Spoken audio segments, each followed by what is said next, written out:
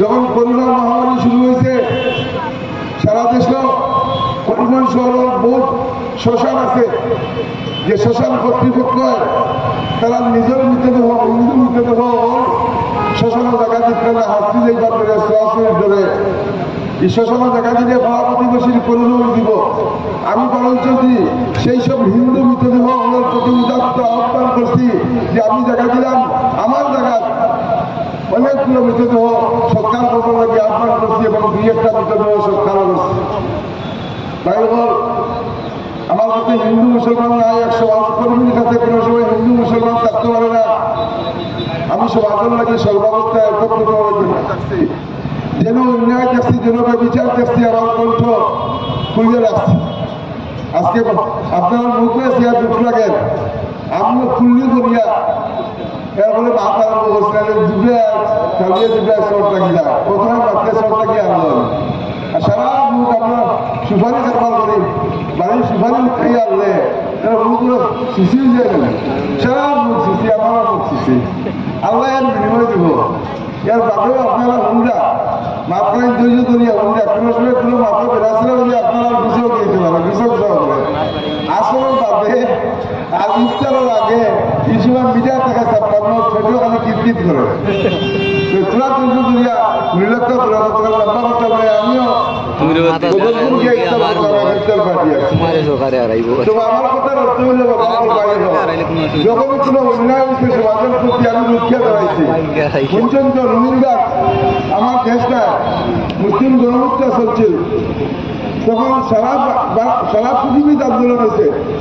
প্রত্যেক দেশের পাবলিকে সরকারকে কইছে যে রোহিঙ্গার যে অন্যায়ভাবে অত্যাচার নির্যাতন গণহত্যা এটার বিরুদ্ধে প্রত্যেক দেশের পাবলিকে তার সরকারকে কইছে যে তুমি এই রোহিঙ্গার অত্যাচারিত মানুষের পক্ষে রোহিঙ্গার মায়ানমার সরকারকে উচ্চারি দেও। ঠিক একইভাবে ভারতবর্ষের কয়েক জায়গায় আন্দোলন হয়েছে, কিন্তু আসামা কোনো জায়গা দিচ্ছে না। একমাত্র করিমগঞ্জ জেলার আমি শাহবাজের নেতৃত্বে প্রায় 10-12 হাজার মানুষ নিয়ে পুরা করিমগঞ্জ শহর প্রশাসনের নিষেধাজ্ঞারে উপেক্ষা করিয়া করিমগঞ্জ শহর পরিক্রমা করিয়া রাষ্ট্রপতির উদ্দেশ্যে মেমোরেন্ডাম দিয়েছিলাম, রোহিঙ্গার গণহত্যা বন্ধ করবার লাগে, মুসলিম নিধনযোগ্য বন্ধ করবার লাগে। তাই আপনারা বলা হলে যেমন তুলা আগে আমার শামীম ভাইয়ে বলছেন পটামনি, সোলামনা, মাহি, বর্ষবনি, বসন্তপুর, মানিকগঞ্জ এইসব গ্রামে দাবি তাকে উচ্ছেদ হয়েছে। বৌদ্ধদের লাগাইয়া মুসলমান মানুষের বাড়িঘর ভাঙিয়ে দেওয়া হয়েছে। আমি পালনচন্দ্রী সর্বাবস্থায় এরা প্রতিবাদ করছি, ডিসির মেমোরেন্ডাম দিচ্ছি, রাস্তা অবরোধ করছি। যখন দেখছি যত বেশি প্রতিবাদ করি তত বেশি বিজেপি গভর্নমেন্টে আরো বেশি করিয়া ভাঙে, দেখছি এরা ক্ষতি আরো বেশি করিয়া শেষ পর্যন্ত স্তব্ধ হয়ে গেছি, চুপ হয়ে গেছি। চুপ হইয়া সবরে করছি আপনারা যদি চাই তাইলে আমি উত্তর করবেন যে মানুষ সাঁতার কাটিতে আমার রাজনৈতিক কোনো স্বার্থ নাই। আর এই সিট ও 4 মাস আগে মাত্র করেছে, আর গভর্নমেন্ট বুঝেছেন 1.5 বছর আগ থেকে চলেন। ব্যক্তিকে ভাই বল আমি জানতাম না, তখন কইছি যে যখন দেখছি প্রতিবাদ দিলে প্রতিবাদের ভাষায় খামো লাগেন না, আরো বক্তব্য দিলাম। আমি বলছি আপনারা চাই যদি আমার সমষ্টি উত্তর করবেন যে আপনারা আয়োগটা আমি বাড়িঘর বানাই দিব। ও 45 পরিবারে লিস্ট করে দিচ্ছিলাম, 160 পরিবারের তবে সারা হয়েছে না, 45 পরিবারের লাগে 45টা ঘর বানাই দিচ্ছি। আপনি জানান মসজিদ বানাই দিচ্ছি, মজাগুলা করিয়া দিচ্ছি, যাতে কেউ মানুষগুলারে উঠটা পাওয়া না হয়। নিজস্ব মসজিদ দিচ্ছি, নিজস্ব মজাগুলা দিচ্ছি। আমি এলাকে কইলাম যদি নির্বাচনে প্রতিদ্বন্দ্বিতা না করতাম জীবনেও কইলাম না অনেক। নির্বাচনে প্রতিদ্বন্দ্বিতা করলে এক ডেমোক্রেটিক কান্ট্রি যে গণতান্ত্রিক দেশও কইতে লাগে, ওভারলে কইতে লাগে মানুষে আমার সম্পর্কে জানতো, আমার মাটিতে ওজন করতে এর মধ্যে প্রতিনিধি দিত, আমার প্রতিপক্ষ বাইজন যাইতো কেমন জানতো, তার কারণে তাই কইতা। যদি নির্বাচনে প্রতিদ্বন্দ্বিতা না করতে পারি কোথায় কইতাম তাইলে আল্লাহ করলো যে রিয়া হইল আমার দান করার সব বেকার হইল। কিন্তু যেহেতু আমি এক প্রার্থী, আমার কসরত আমার অবদান সমাজের প্রতি সব কইতে রাখবো, আপনারা জানাইতে রাখবো। বাড়িঘরের সময় বাড়িঘর বানাই দিছি বা মজাগুলো জানাইছি, মসজিদ বানাই দিছি। আমি এর লাগে কইলাম প্রত্যেক ক্ষেত্রে সমাজের নিগৃহীত নির্যাতিত মানুষের আওয়াজ হইলে রাজপথ পাচ্ছি। আপনারা যদি সাহস দেন, আপনারা যদি শক্তি দেন, ইনশাল্লাহ সংসদ পাইতাম। বাড়িঘর আমি আপনারা সহযোগিতা চাই। আর গত বছর স্বরূপ দাসকে টিকিট দেওয়া ছিল আপনারা জানেন, আপনারা হাইলাকান্দির মানুষের। আর উত্তর করিমগঞ্জের কমলক বুরকাস্ত সাহেব, দক্ষিণ করিমগঞ্জের বিধায়ক সিদ্দিক আহমেদ সাহেব দুজনে কইসলা যে স্বরূপ দাস 2 লাখ ভোটে জিতব। ওরা কইসলা নাকি তোরা মাত্র কাজ কইসলা যে 2 লাখ ভোটে স্বরূপ দাস জিতব। এই ধর্ম নিরপেক্ষ দলের নির্বাচনে প্রতিদ্বন্দ্বিতা করাইতরা স্বরূপ দাসকে সারা স্বরূপ দাসকে বুঝলো 2 লাখ ভোটে জিতব। তাদের বুথ কত না হয়েছিল, টোটাল বুথ হয়েছেন 1,20,000 আর কইছেন 2,20,000 ভোটে জিতিব। তো ভাই গতবার যে 1,20,000 ভোট স্বরূপ দাসের হয়েছিল, এই 1,20,000 ভোটের সিংহভাগ ভোট খেলা হয়েছিল উত্তর করিমগঞ্জের বিধায়ক কমলেক্ষ দেব বুরকাস্ত, দক্ষিণ করিমগঞ্জের বিধায়ক সিদ্দিক আহমেদ। মোট 1,20,000 ভোটের মাঝে 63,000 ভোট 2 কনস্টিটুয়েন্সি পাইছেন। আধা থাকি বেশ উত্তর করিমগঞ্জ 30,000 কমলেক্ষ অভিযোগ হয়েছেন, দক্ষিণ করিমগঞ্জের সিদ্দিক সাহেবের আন্ডারে 33,000 ও 63,000। তো উত্তরে আর দক্ষিণ করিমগঞ্জে মিলিয়া 63,000, বাকি রইল কত 57,000। বাকি 57,000 করিমগঞ্জের আরো 3টা সমষ্টি রয়েছে আর 8টা হাইলাকান্দি ডিস্ট্রিক্ট রয়েছে, সারাই মিলিয়া 57,000। আর একলা উত্তর করিমগঞ্জ আর দক্ষিণ করিমগঞ্জে মিলিয়া 63,000। এখন দেখা গেল যে যেন বিধায়ক থাকলে যেন কম বেশ ভোট পাওয়া যায়, এমএলএ থাকলে কম বেশ ভোট পাওয়া যায়। গতবার এমএলএ আসলা 2 জন, উত্তর করিমগঞ্জের বিধায়ক আর দক্ষিণ করিমগঞ্জের বিধায়ক, আর ওই 2 সমষ্টিতে 63,000। আর বাকি রেঞ্জে এমএলএ নাই, ভোটও নাই। বাকি সারা ডিস্ট্রিক্টে 8টা হাইলাকান্দি ডিস্ট্রিক্ট আর করিমগঞ্জের আরো 3 কনস্টিটুয়েন্সি মিলাইয়া 57,000। দেখা গেল এমএলএ নাই, ভোটও নাই। আজকের দিনে যে উত্তর করিমগঞ্জের বিধায়ক এবং দক্ষিণ করিমগঞ্জের বিধায়ক 2 জন কংগ্রেসরা আছেন নির্বাহী, 2 জন কংগ্রেসের আর 2 জন বিজেপির, 1জন ডাইরেক্ট বিজেপি আর 1জন ইনডাইরেক্ট বিজেপি। গতিকে গতবার যে স্বরূপ দাসকে টিকিট দিচ্ছিলাম উদ্দেশ্য আসছেন কংগ্রেস জিতানি, বলা করে জানতা কংগ্রেস জিতত না, আবার দিচ্ছেন 2 লাখ ভোটে দিতেন। কংগ্রেসকে সামনে রাখিয়া বিজেপিকে জিতাইবার উদ্দেশ্য আছে। আর আজকের দিনও উত্তর করিমগঞ্জের বিধায়ক যখন বিজেপির পেছন গিয়া তখন গিয়া করতে আমি আগেও তো দাদার কথায় চলছি, আমি আগেও তো দাদা ব্রিগেডের মেম্বার আসলাম।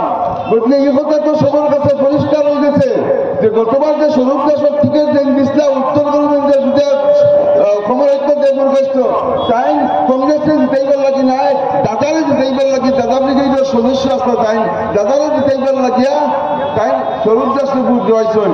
ও গতবার 1,20,000 টাকা যদি 1 লাখ ভোট দিতা 20,000 কম দিতা তাইলে বিজেপি আসতো, এই যে প্রার্থী জিতত গতবার ওরা আছেন জানি মাস। কিন্তু নিয়া আড়াই আলোক চাচ্ছেন ঠিক ও মানুষের খেলা খরচটা ক্রোনোলজি বুঝতা এই উত্তর করিমগঞ্জের বিধায়ক যে গতবার বুঝতা স্বরূপ দেশে 2 লাখ ভোটে জিতব, এই নিবারও উত্তর করিমগঞ্জের বিধায়কে কংগ্রেসের তাকিয়া কংগ্রেসের প্রার্থী চয়ন করছেন। তাই পেটের মধ্যে লেখিয়া দিচ্ছেন, আপনারা সবাই জানেন রাহুল গান্ধীর কাছে লেখিয়া দিচ্ছেন যে আমি ওয়ার্কিং প্রেসিডেন্ট রাখো আপনি আমার কাজ। যদি বর্তমান প্রার্থী হাফিজ রশিদ আহমদ সাহেবের টিকিট দেওয়া হয় তাইলে তাই জিতে নেবার দায়িত্ব লইছেন, কংগ্রেসের তাকিয়া তাই জিতে নেবার দায়িত্ব লইছেন আগের দিন। আর কংগ্রেসের টিকিট কনফার্ম করিয়া 100 বার কনফার্ম করিয়া সেই চক্কর বাড়ানোর বাদে বাগের দিন তাই বিজেপি ক্রোনোলজি বুঝেন নাই হল। আগের দিন হাবিব সাহেবের টিকিট কনফার্ম করিয়া বাগের দিন গিয়া বিজেপির টিকিট কনফার্ম করা। আগের বছর স্বরূপ দাসকে কনফার্ম করিয়া 2 লাখ ভোটে জিতব, 1,20,000 নিয়া কংগ্রেস ইউডিএফ হারাইছিলা, বিজেপি জিতেছিলা। ঠিক একই ক্রোনোলজিতে একই হিসাবে এইবারও একই ব্যবস্থা করা বাইরে বল। আপনারা দেখুন না আজকে করিমগঞ্জ জেলাত আপনার কোনো ক্যানভাস লাগে না বাইরে বারবার রাইতে যখন হয়তো আপনারা হাইলাকান্দি ভাই করিমগঞ্জ জেলাত ক্যানভাস লাগি রাখে না। করিমগঞ্জের মানুষের মালটা শুনে, আমারও শুনে, আমারও শুনে, বার্তা বুঝছেন নি, হিমারও শুনে, আমারও শুনে।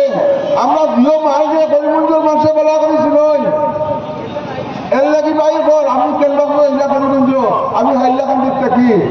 কারণ করিমগঞ্জের মানুষের শুনে শুনেইতাম কিনা চাইছেন আপনারা করিমগঞ্জে জিতাই করিমগঞ্জ থাকবো। আপনারা যদি 80 থেকে 85 সমর্থন না পাইতে আপনারা বুঝতে পারা ব্যক্তি বাইর বল বহুত পাই এখন বহুত বাইরে কই যে দেবাজি ফল্লাবাড়ি বাজি দিতামিতার হাসামা তামিও হইয়া দেবাজি ফল্লাবাড়ি বাজি দিবা বর্তমান যারা সমুদ্র সামনে রাখিয়া আমার হচ্ছেন এই চিন্তাধারার কাছে আপনারা ভাববেন আপনার এর লাগে ফাল্লা কোন দিকে বাড়ি দেখবা পাতলা বাড়ি হইতে এমএলএ এখন লাগবো পাল্লা বাড়ি হইতে পঞ্চায়েত লাগবো পাল্লা বাড়ি হইতে একটা শক্ত দল লাগবো আজকে কংগ্রেসের কোনো দল নাই যুব কংগ্রেস করিমগঞ্জের হাইলাকান্দির চার পুষ্পুচ্ছল জেলায় তারা বলছেন সিএমআর প্রজেক্টের প্রার্থী চিফ মিনিস্টার তারা প্রজেক্ট খুলে হটাইছে গতিকে তারা বুঝতে চালায় আজকে বিশালগঞ্জ সমাজে গালাগালি বলেন কালকে একটা মিটিং যাচ্ছি মিটিং বলতে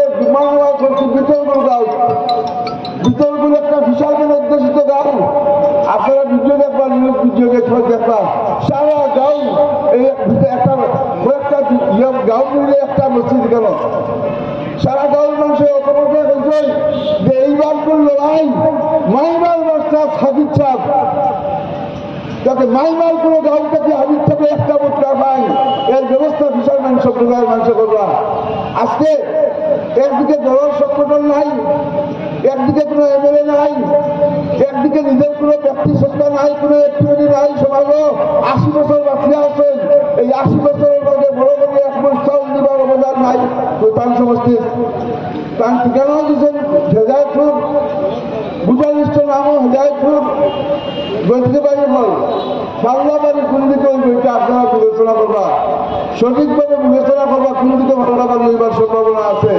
সবুজ দেশের বাংলা বাড়ি হইব কিনা সাহায্যের বাংলা বাড়ি হইব ওখানটা বুঝতে শুনে আপনারা যেদিকে বাংলা বাড়ি হয় ওইদিকে আপনারা ন্যায্য মতামত দিয়া আমি এক সমাজকর্মী বাড়ি বাবা হল এক সমাজকর্মী লাভ চক্র করেন ভবিষ্যৎ প্রজন্ম যারা কম বয়সী বড়রা তারা সমাজসেবা করার ইচ্ছা থাকে একজন সমাজকর্মী দিয়ে দিলে এই যে নবাগত প্রজন্ম তারা মনে একটা বিশ্বাস আইছে যে সমাজসেবা করলে সমাজের মানুষের বসে তাই ওখান থেকে আমি ঈশ্বর বাড়ির দেখতাম সরকার জাতীয় সরকারি যারা আমাকে ইচ্ছা করলে ভাবতে হতাম না আস্তে আস্তে সব লেখা করছে তো ইয়ে হোক আমার মাছ শেষ করে দিলাম কেন আমি সবার কাছে শ্রেণীমতো সালাম জানাই আমার পরিচয় পেশ করলাম আপনারা আমার সম্পর্কে বলা করে জানবা আমার বিধায়ক আমার প্রেসিডেন্ট আমার এমপিএমদার পূর্ব যদি কোনো ভুল থাকতে যায় আল্লাহ মাফ করে দিবা ভবিষ্যৎগুলো মানুষ ভুল থাকতে পারে শাস্তি তারা আমরা নিয়ে যাবেন ওই আমার বক্তব্য শেষ করলাম আসসালামু আলাইকুম।